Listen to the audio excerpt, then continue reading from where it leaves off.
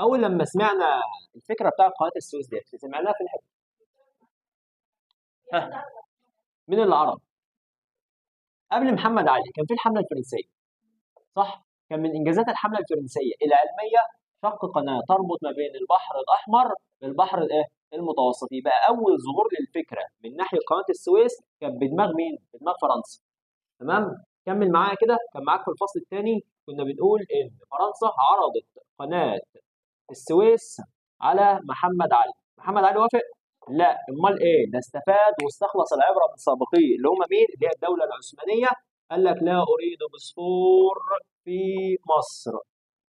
ليه؟ قال لك اشاره الى مضيق البوسفور اللي كان موجود في تركيا والدول الاوروبيه اتحكمت فيه، فانا مش عايز قناه السويس عندي. تمام؟ طيب بعد كده عندك، بعد محمد علي كان عندك سعيد باشا. الراجل ده كان ليه زميل في الدراسه اسمه ديليسيبس. ماله بقى الحاج ديليسيبس ده؟ قال لك والله عرض المشروع على سعيد باشا، وسعيد باشا وافق، وبالفعل تم بدء حفر قناه السويس 1859.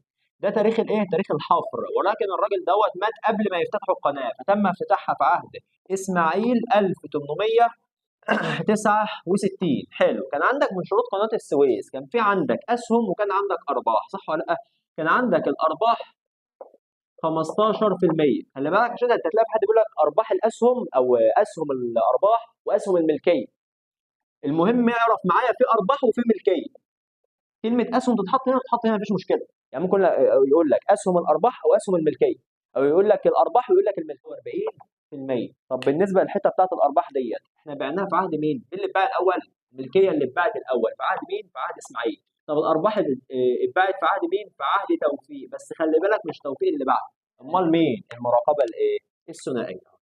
المراقبه الثنائيه. فاصبحت مصر لا تمتلك شيئا في قناه السويس نتيجه لقرارات مين؟ لقرارات المراقبه الثنائيه في عهد مين؟ في عهد توفيق. طب في عهد وزاره مين؟ في عهد وزاره رياض باشا. حلو، حلو قوي. قناه السويس خلصت لحد هنا؟ ها، ما خلصتش. ليه؟ عشان انت عندك الفصل السابع الحته بتاعت ايه؟ تأميم قناة السويس. ايوه، تأميم قناة السويس. فاكرين كانت سنة كام؟ تأميم كان سنة كام وفي عهد مين؟ الله ينور، 1956 في عهد جمال عبد الناصر. عرفنا ان تأميم قناة السويس دي كانت سبب معانا في حرب من الحروب، وهي حرب ايه؟ نفس التاريخ، خد التاريخ زي ما هو حطيه، 1956 اللي هو العدوان الثلاثي. كنا بنقول ثلاث دول جايين علشان يضربونا، مين ومين ومين؟ قلنا اسرائيل، فرنسا، انجلترا. انجلترا جايه تضرب مصر ليه؟ قال لك عشان امموا قناه السويس. خلاص، ادي يا عم قناه السويس والقصه معاك في المنهج كلها. فيها مشكله؟ تمام.